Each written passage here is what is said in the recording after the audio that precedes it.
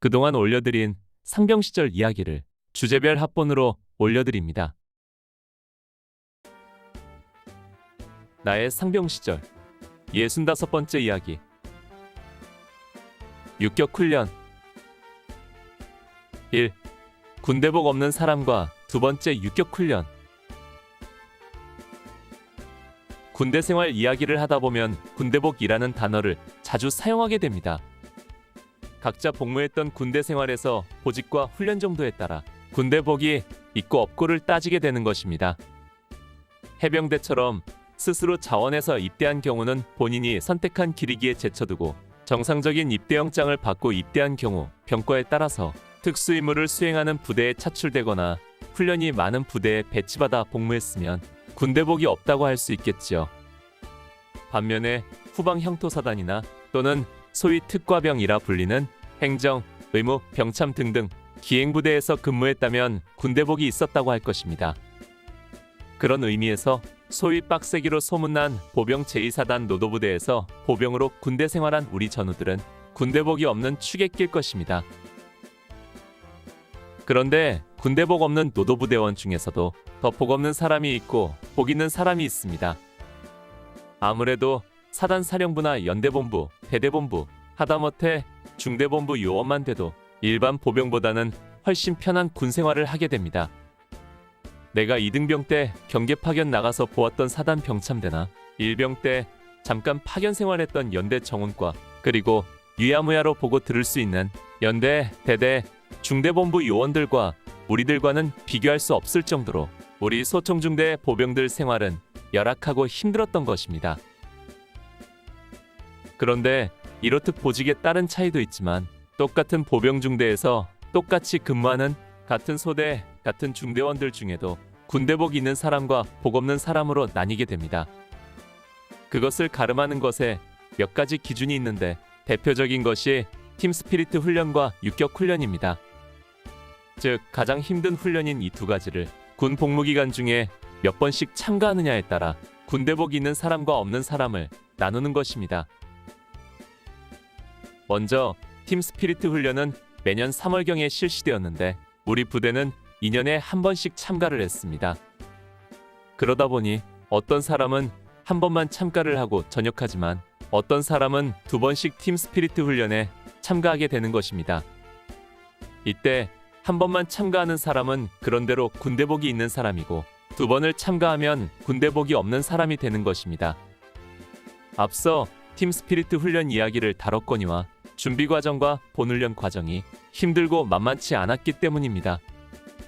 2등병 때 팀 훈련을 참가한 사람은 상병 말년이나 병장 때 또다시 팀 훈련을 뛰게 되고 이럴 때 군대복 없다고 자탄하는 것입니다. 마찬가지로 매년 한 번 실시되는 육격 훈련 역시 어떤 사람은 두 번만 받고 전역하는데 어떤 사람은 세 번을 받고 전역을 하게 됩니다.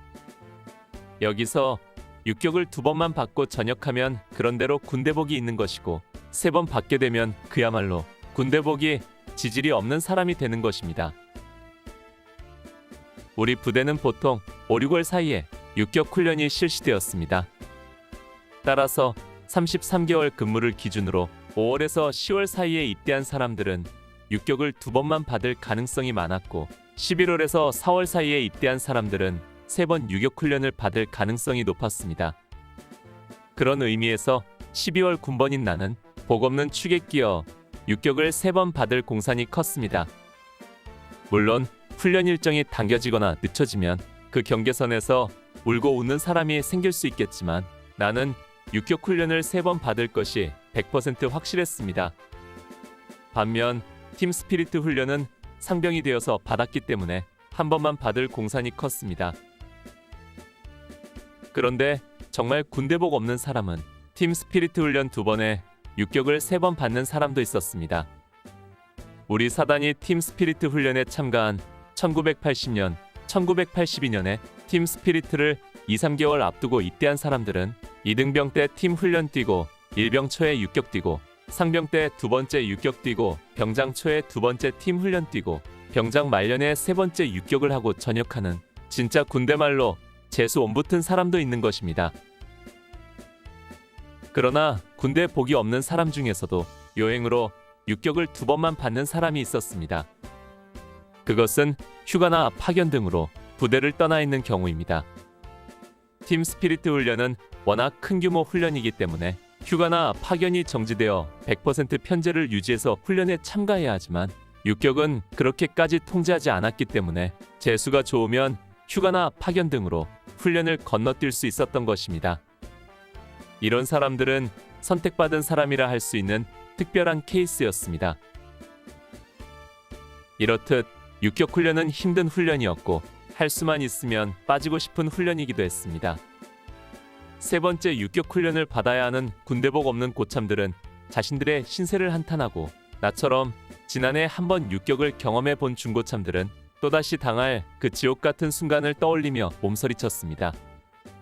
그리고 올해 처음 육격 훈련을 받게 되는 졸병들은 고참들의 걱정과 추억담을 들으며 알지 못할 공포감에 떨어야만 했습니다. 그러나 우리의 소망이 아무리 간절해도 다가오는 훈련을 피할 수 없고 거부할 수도 없었습니다. 모든 걸 인정하고 감내할 각오와 결단이 빠를수록 우리 신상에 더 이롭다는 것을 나는 그동안 군 생활을 통해 체득하고 있었습니다.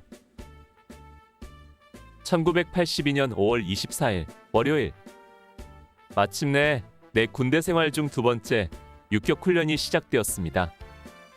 그동안 우리들 피를 말리고 달달 볶아대던 5분 대기조 군단 측정을 끝내고 7중대에 그 임무를 넘겨준 지 겨우 이틀 뒤에 육격 훈련이라는 거대한 산이 곧바로 우리 앞에 다가온 것입니다.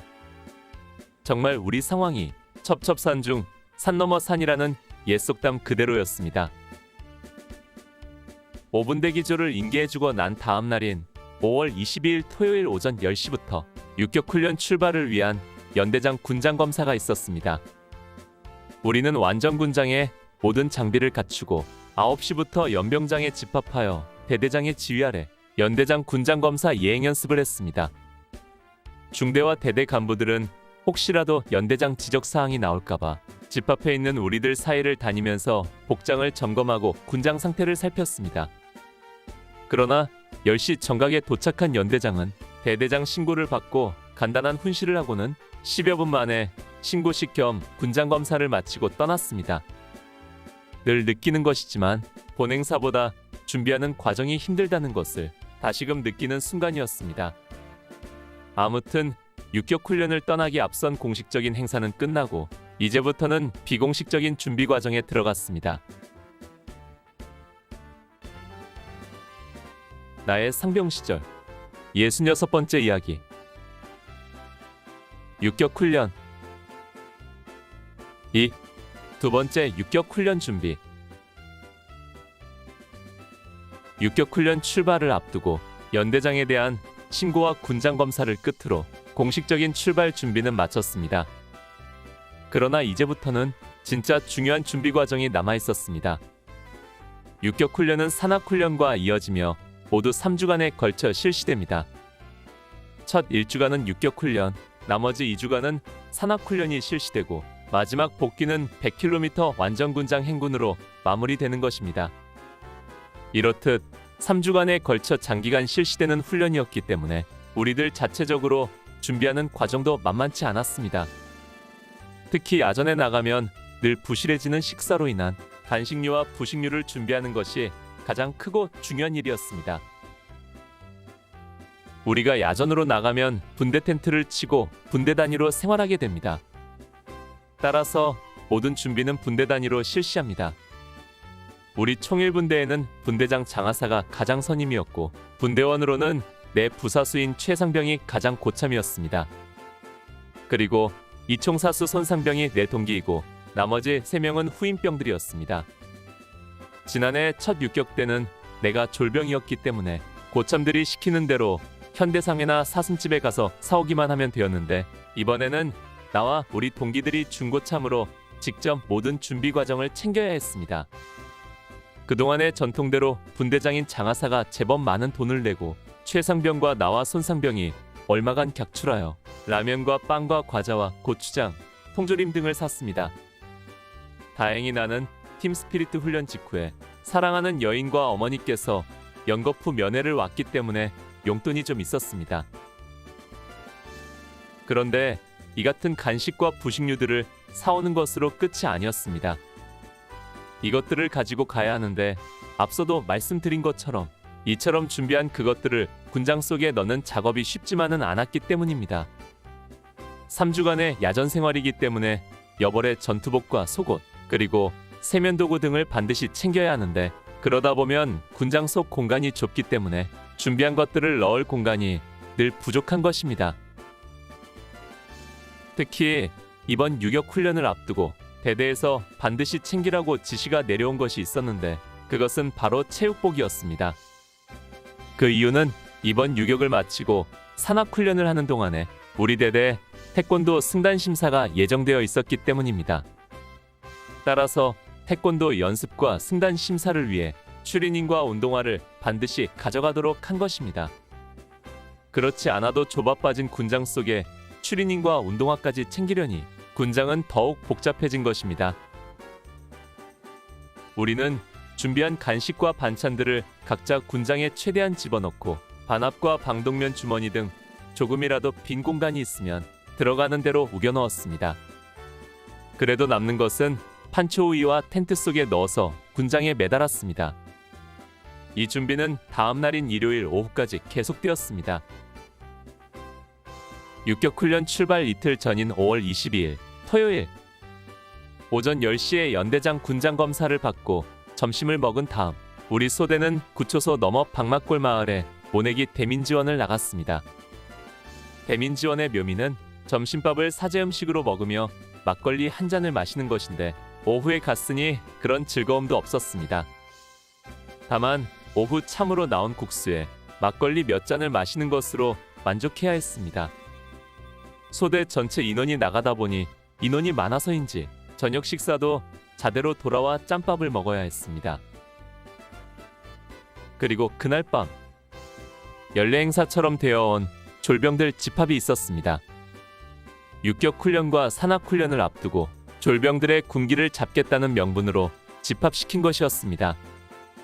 이번 집합의 주체는 나보다 3개월 빠른 총위분대 김상병이었고 우리 동기들 3명 그리고 우리보다 2개월 후이므로 이제 막 상병을 단 총위분대 정화무게 상병과 포분대 심화무게 상병까지 5, 6명이 집합 시행자가 되었습니다.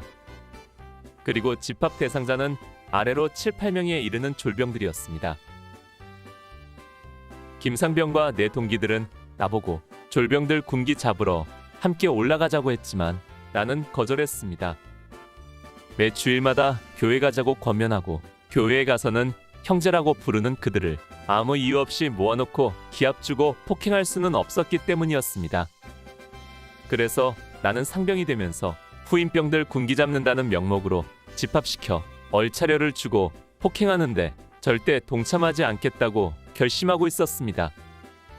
그 이후부터 나는 졸병들의 집합 장소에는 절대 동참하지 않았습니다. 그러나 다른 고참들이 시행하는 집합 자체를 막을 수는 없었습니다. 졸병들이 집합을 위해 먼저 모두 빠져나간 뒤 대민지원을 나가 얻어마신 막걸리로 인해 얼큰이 취한 얼굴로 천천히 내무반을 나가는 김상병과 내 동기들을 보면서 나는 격세지감을 느꼈습니다. 1년 전 똑같은 상황에서 집합당에서 피눈물을 흘렸던 그들이었습니다. 그동안 모든 집합에서 가장 많이 당했던 사람이 총위분대 김상병이었습니다. 그는 집합 때마다 고참들의 타깃이 되어 남들보다 더 혹독한 시간을 보내야만 했었습니다. 또한 김상병과 내 동기 라상병은 졸병 때 우리가 고참이 되면 졸병들 괴롭히지 말자고 속삭인 말이 고참에게 들리는 바람에 무참히 당했던 아픈 역사가 있었습니다. 그랬던 그들이 이제는 그 당시의 고참과 똑같은 모습이 되어 졸병들을 군기 잡겠다고 올라가고 있는 것입니다. 옛 속담에 시집살이 당해본 며느리가 시어머니 되면 며느리에게 더 혹독한 시집살이 시킨다는 말이 하나도 틀리지 않았습니다. 1시간여가 지난 뒤 그들은 돌아왔습니다. 그러나 그 누구도 무슨 일이 있었는지 내색하는 사람은 없었습니다. 언제 무슨 일이 있었나 싶게 내무반에 돌아온 그들은 너무도 태연하게 일상으로 돌아가 각자 위치에서 점호 준비를 했습니다. 1년 전 바로 나와 우리 동기들의 모습이었습니다. 이렇게 분주한 토요일을 보내고 다음날 일요일 오후에는 준비한 물건들을 넣어 군장을 다시 꾸리고 물자 분류를 하고 소대 비품들을 창고에 들이는 등 출발 준비를 하느라 또다시 분주한 시간을 보냈습니다. 그리고 다음날 공사 시에 기상하리라는 전달을 들으며 20시에 간단한 점호를 취하고 취침에 들어갔습니다. 나의 상병 시절 67번째 이야기. 육격 훈련 3. 육격장을 향하여 1982년 5월 24일 공사시. 기상, 불침번의 구령 소리에 우리는 새벽에 단잠을 떨치면서 잠자리에서 일어났습니다. 비상훈련 상황이 아니라서 별도의 비상발령은 없었고 그냥 평상시보다 2시간 빠른 기상시간이었습니다. 곧이어 들리는 주번하사의 전달 호루라기 소리. 각 소대 전달.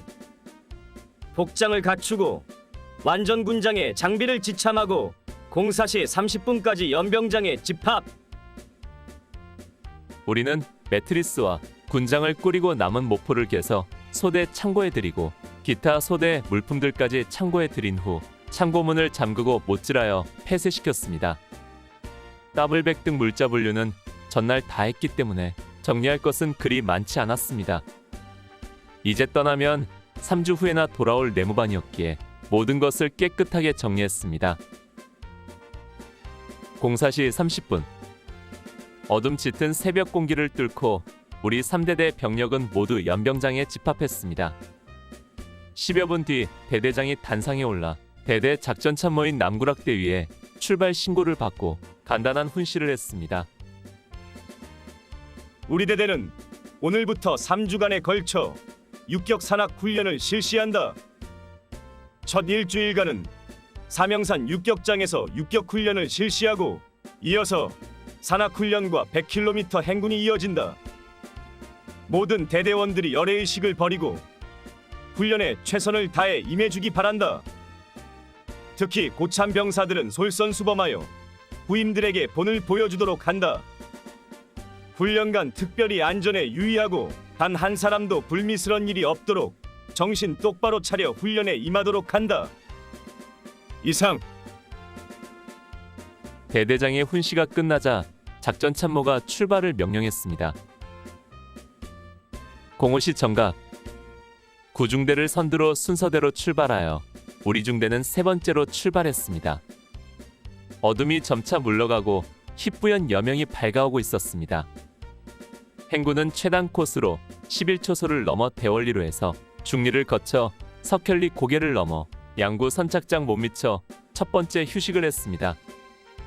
석현리에서 휴식할 때는 날은 완전히 밝아 실록의 산하가 새벽 햇살에 반짝이고 있었습니다. 특히 아침 햇살에 빛나는 소양호 푸른 물은 끌어안고 싶을 정도로 아름다웠습니다. 우리는 소양호반을 따라 구불구불한 비포장도로를 3시간 좀 안되게 행군하여 마침내 07시 40분 웅진리 육격장에 도착했습니다. 행군거리도 길지 않고 또 아침 시간이라 기온도 선선하여 힘들지 않게 나들이 하는 정도의 행군이었습니다. 그러나 육격장으로 꺾어들면서 육격장 위병소가 보이자 숨이 콱 막히는 것 같았습니다. 지난해 우리의 땀과 눈물과 피를 쏟게 했던 이곳이었습니다. 목청이 터져라 함성을 질렀고 온갖 얼차려를 받으며 인생의 쓴맛을 보았던 곳입니다. 정문 위에 반원형으로 된 간판에 선열 같은 붉은 글씨로 써있는 육격산악훈련장 명패와 그 아래 직선 간판에 고지는 사라지다라는 구호가 또다시 우리의 고난을 예고하고 있는 것 같았습니다. 지난 겨울 팀스피리트 훈련을 대비하여 행군 훈련을 하면서 이곳을 몇 번 지나치며 행군을 했을 때는 그냥 예사로웠는데 이제 막상 육격 훈련을 하기 위해 들어서려니 분위기가 사뭇 달랐습니다.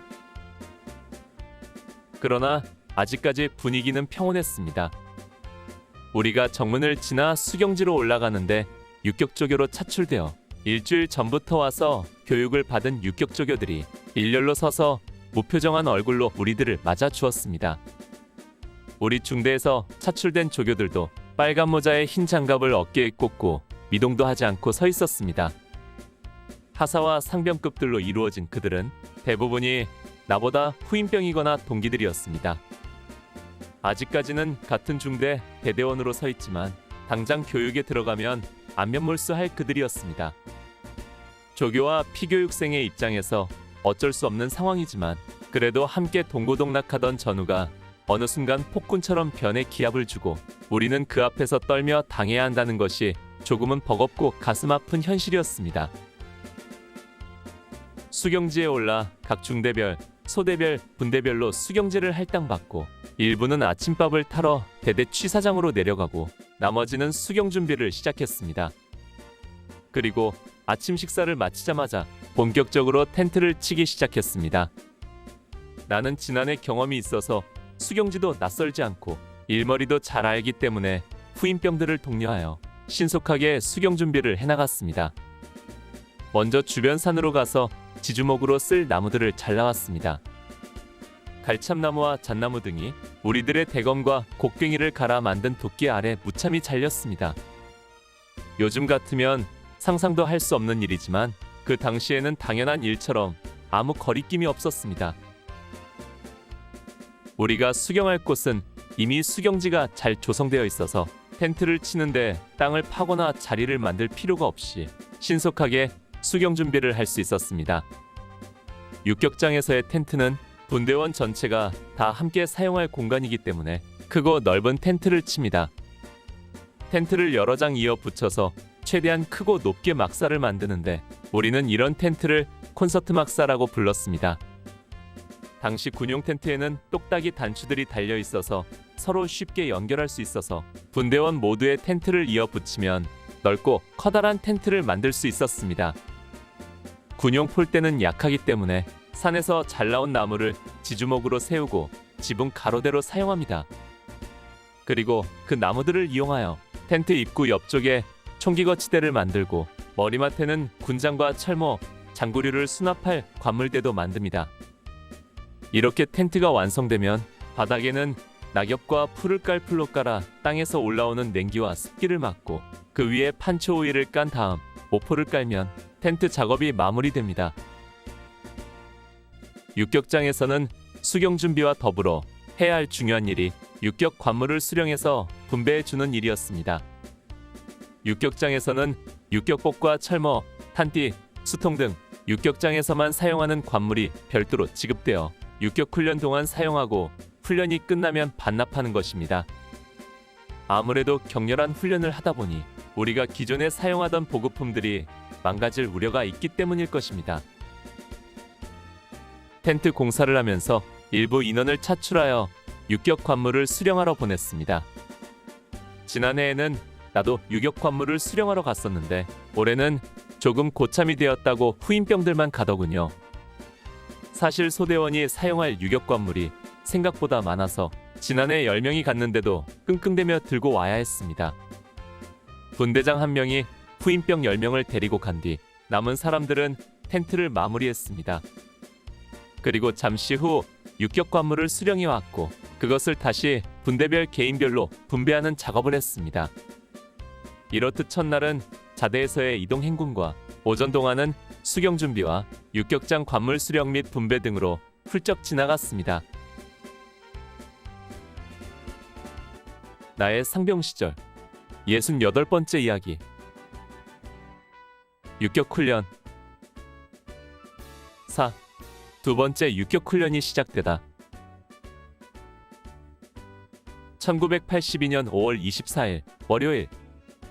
나의 군대 생활 두 번째 육격 훈련을 받기 위해 새벽 4시에 기상하여 출동 준비를 하고 05시에 자대를 출발하여 육격장에 07시 40분에 도착했습니다. 도착하자마자 아침 식사를 하고 수경을 위해 텐트를 치고 육격복 수령과 분배 등으로 오전을 정신없이 지내야 했습니다.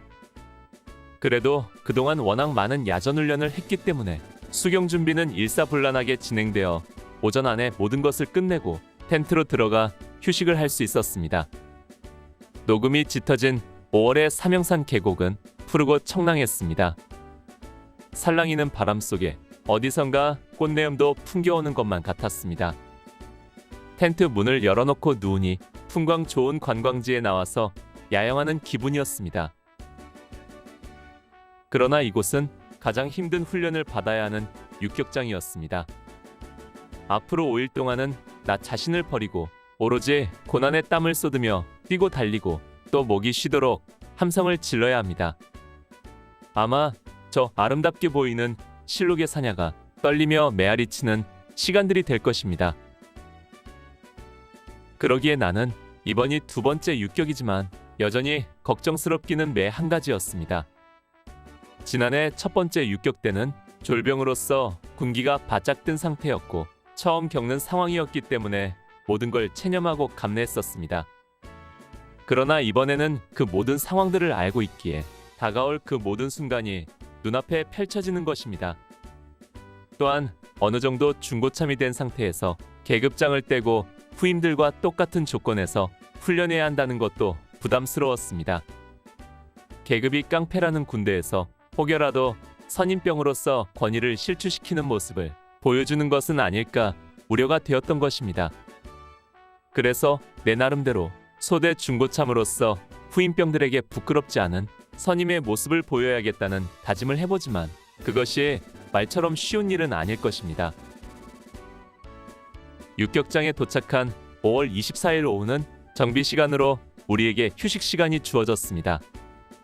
새벽 4시에 일어나서 3시간 가까이 행군을 하고 오전 동안 정신없이 뛰어다니며 수경 준비를 하고 육격 관물을 수령 분배하느라 지쳐있는 우리들에게 정말 꿀맛같이 달콤한 휴식 시간이었습니다. 그러나 고참들에게는 달콤한 휴식 시간이었지만 졸병들에게는 여전히 바쁜 시간이었습니다. 지난해 나와 내 동기들이 해야 했던 일들이 고스란히 후임병들의 몫이었습니다. 피곤한 상태에서도 밥을 타오고 지급받은 관물들을 분류해서 고참들에게는 좀 상태가 좋은 것으로 주고 자신들은 험한 것들을 나눠 가졌습니다. 옷을 분배하는 것도 각자 옷 사이즈와 상태가 제각각이라서 그걸 어느 정도 맞게 나눠주는 것이 그리 쉽지만은 않았습니다.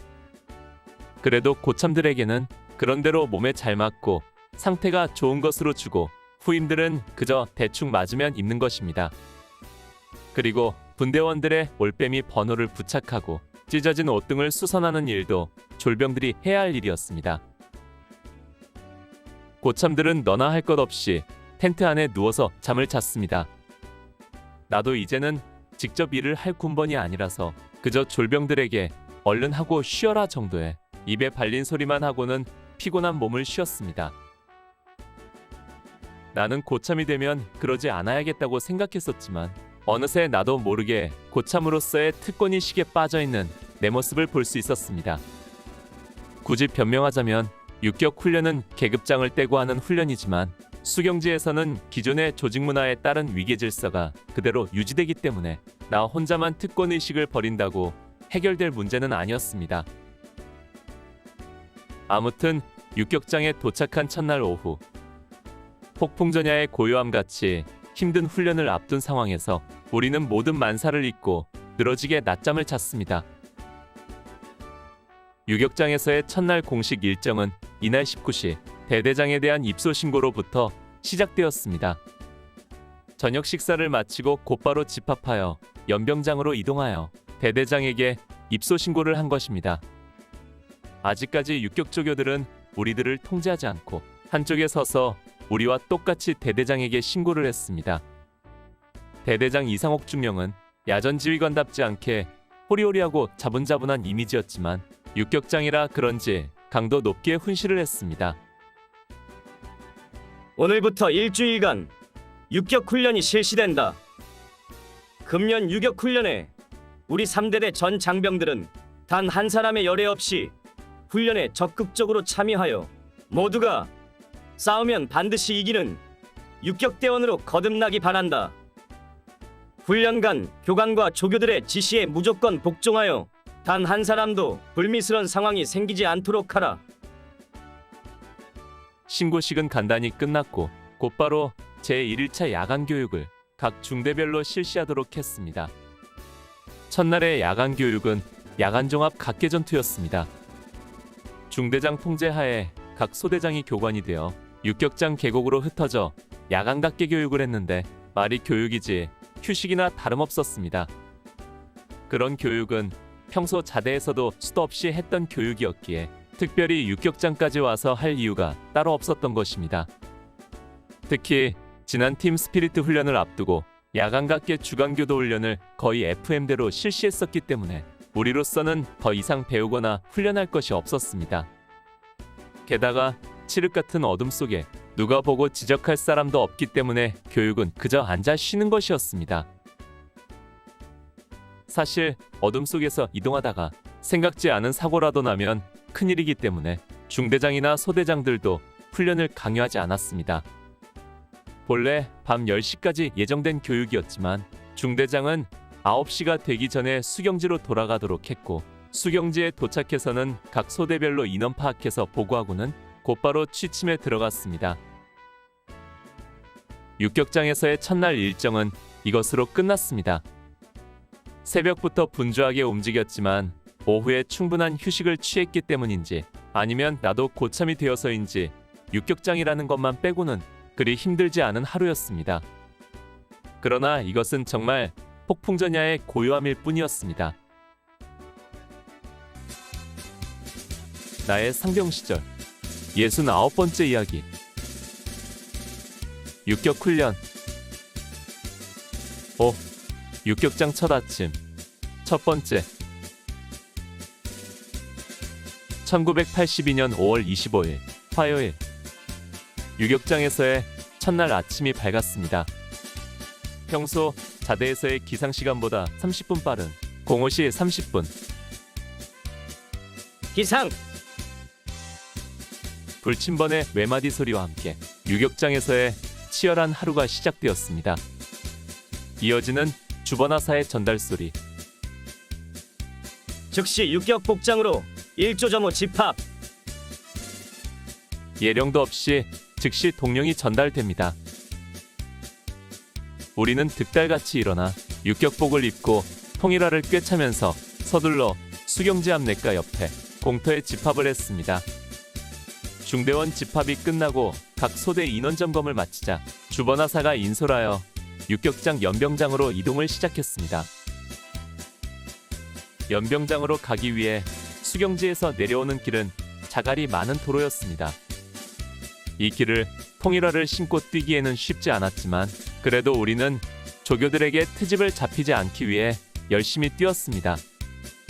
그래도 오늘은 명실상부한 육격 첫날이라 아무래도 쉽게 넘어가지는 않을 것입니다. 아니나 다를까 우리가 집합 장소에서 채 50여 미터도 내려오기 전에 이미 빨간 모자를 쓰고 손에 흰 장갑을 낀 육격조교 서너 명이 두 눈을 번득이며 다가왔습니다. 그들의 눈빛은 먹이를 눈앞에 둔 사자 같았습니다. 어제 저녁 때까지 보았던 모습이 아니었습니다. 제자리 섰! 우리들은 뛰어 이동하다가 그 자리에 멈춰 섰습니다. 내 경험으로 볼 때 조교들은 어떤 명분으로든지 우리를 쉽게 가도록 하지는 않을 것입니다. 우리들이 멈춰서자 조교는 앙칼진 새소리 같은 목소리로 첫 마디부터 욕으로 시작했습니다. 이 새끼들! 여기가 너희들 놀이터인 줄 아는가? 이렇게 군기 빠져가지고 어떻게 유격을 받겠다는 거야? 전체 앞으로 취침! 우리는 일제히 앞으로 배를 깔고 엎드렸습니다. 동작 봐라! 그리고 복창 소리 어디로 갔나? 아직도 꿈속인 줄 아는가? 원위치! 우리들은 조교의 지시를 복창하며 동작을 했습니다. 원위치, 앞으로 취침! 앞으로 취침. 그 와중에 동작이 굼뜬 몇몇 전우들은 벌써 조교들의 발길에 걷어차였습니다. 계급장을 떼고 받는 육격인지라 조교들 앞에서 고참도 졸병도 없었습니다. 조교들은 우리들 사이를 뛰어다니며 조금이라도 요령 피운다 생각되면 무조건 걷어찼습니다. 그러기에 그저 그들 눈에 띄지 않는 것이 상책이었지요. 포복 앞으로. 우리는 다시 엎드린 채 앞으로 기어가기 시작했습니다. 길 바닥에 깔려있는 자갈들로 인해 팔꿈치와 무릎이 얼얼해지는 느낌이 왔습니다. 그러나 그리 오래 가지 못해 다시 호령이 떨어졌습니다. 동작 그만! 이게 지렁이가 기어가는 것이지 포복입니까? 이 정도밖에 못합니까? 뒤로 취침! 우리는 그 자세에서 몸을 굴려 뒤로 벌렁 누웠습니다. 철조망 통과! 앞으로! 다시 누운 채로 등을 땅바닥에 비비면서 전진했습니다. 이번에는 돌멩이에 스친 등짝이 얼얼해졌습니다. 혹 피부가 까져 상처가 생겼을 것 같다는 생각이 들었습니다. 같은 대대에서 늘 얼굴을 마주하고 지냈던 조교였습니다. 그러나 오늘만큼은 안면몰수였습니다.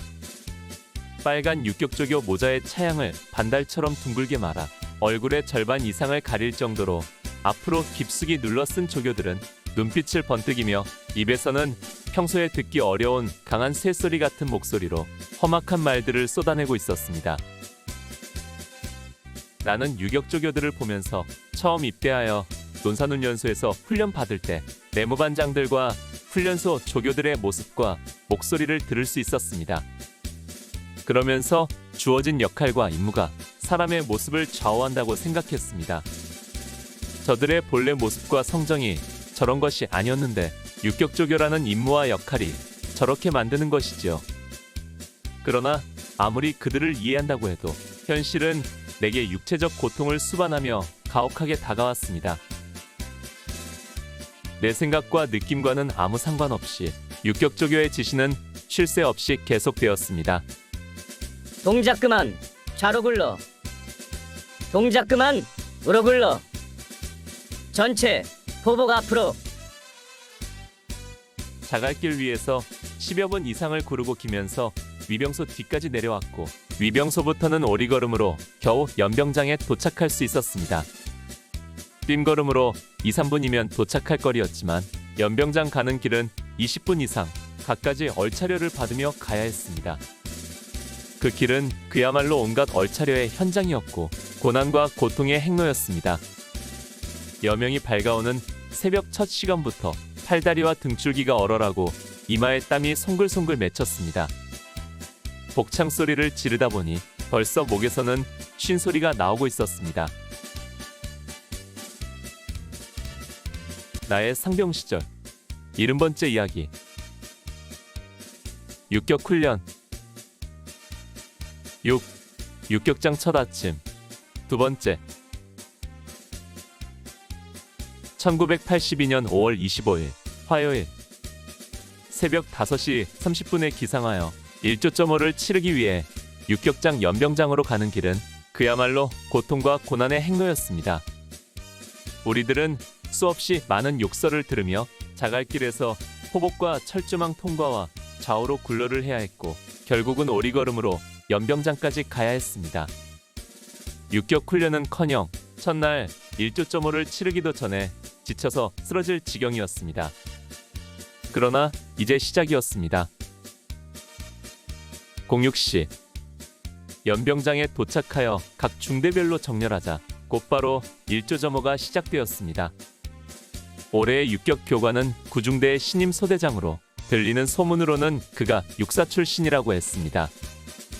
그리 크지 않은 키에 다부지고 날카로운 인상의 소유자였습니다. 지난해 육격교관은 우리 11중대 1소대장 박아묵의 소유였는데 어찌나 괴롭혔던지 그 뒤로 한동안은 같은 중대에서 마주쳐도 인사조차 하기 싫을 정도였었습니다.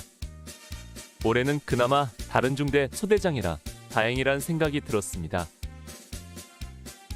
각 중대별로 인원보고를 받고 멸공고를 외치고 함성을 지르는 것으로 1조점호는 끝났습니다.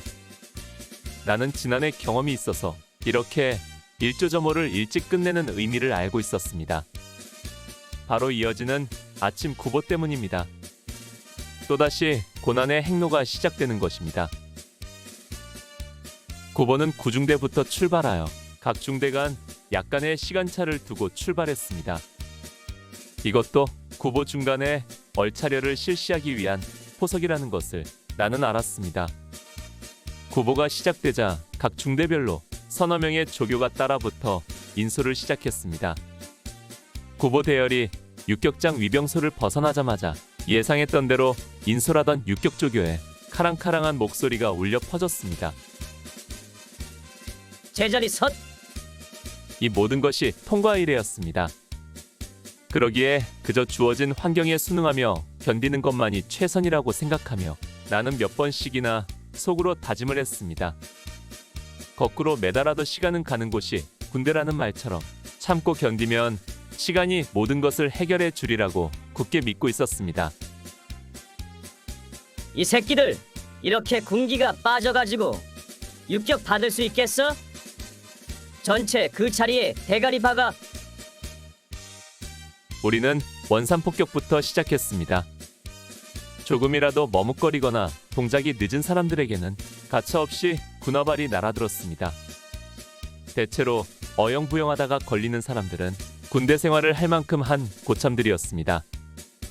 솔직히 같은 대대에서 늘상 보던 후임병에게 기합받고 욕설을 듣는 것이 속상하고 억울할 일이었습니다. 그러나 계급장과 이름표를 모두 떼고 오직 올빼미 번호로만 통하는 육격장에서 고참이라고 해서 달라질 것은 없었습니다. 지난해 나와 같은 분대의 이총사수인 정화무계 병장이 조교에게 대들다가 군화발에 채이고 번호표까지 빼앗기고도 씩씩거리기만 할 뿐 차마 맞서 싸우지 못했었습니다. 늦게 입대하여 나이도 많은데다 입대 전에 결혼까지 한 정병장으로서는 정말 복장 터지는 일이었지만 어쩔 수는 없었습니다. 아무튼 괜히 계기다 한 대라도 줘 터지면 나만 손해일 뿐이었습니다. 아침 구보는 소양호반 도로를 따라 웅진이 마을 입구에 조금 못 미치는 곳까지 갔다가 돌아오는 코스로 거리는 왕복 2km 정도였습니다. 이 정도 거리는 자대에서 아침 구복 거리로 그리 멀지는 않았습니다. 평소 같으면 15분 정도면 뛰고 돌아올 거리이지만 이곳에서는 1시간도 넘게 걸렸습니다. 육격장에서의 아침 구보는 그냥 구보가 아니라 얼차려와 폭행으로 얼룩진 고난의 행로였기 때문입니다.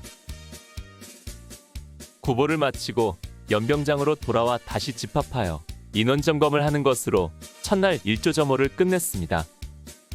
수경지로 돌아오는데 다리에서 힘이 쏙 빠지는 느낌이었습니다. 배도 고프고 돌뿌리에 시달린 등짝과 팔꿈치와 무릎 등이 얼얼했습니다. 수경지로 돌아오자마자 주번하사의 전달이 왔습니다. 아침 식사를 신속히 마치고 7시 40분까지 앞 공터로 집합할 것. 벌써 7시 10분이 넘어가는데 언제 밥을 타오고 나눠 먹고 반합 닦고 30분 만에 교육 집합을 한단 말인가. 후임병들은 그야말로 눈썹이 휘날리도록 뛰어다니며 서둘렀습니다. 꼭 1년 전 나의 모습이었습니다. 정신없이 뛰어다니는 졸병들에게 내 동기들은 닥달을 했습니다. 지난해 우리들 귀에 딱정이가 않도록 들었던 말을 이제는 내 동기들 입에서 거침없이 나왔습니다. 시집살이 당해본 시어머니가 며느리 시집살이 시킨다는 말이 틀림없었습니다. 졸병들이 허겁지겁 식관을 들고 취사장으로 달려가는 것을 보면서 거기에 지난해 내 모습을 볼 수 있었습니다. 정말 손끝 하나 발끝 하나 움직이기 싫고 나 혼자만 같으면 그냥 안 먹고 싶은데 고참들까지 밥을 굶길 수 없어서 어쩔 수 없이 밥을 타다 나눠 먹었던 그날이 마치 어제 일처럼 생생했습니다. 오늘 추억여행에 함께 해주셔서 감사합니다. 다음 이야기를 기대해 주시고 구독과 좋아요 부탁드립니다. 강백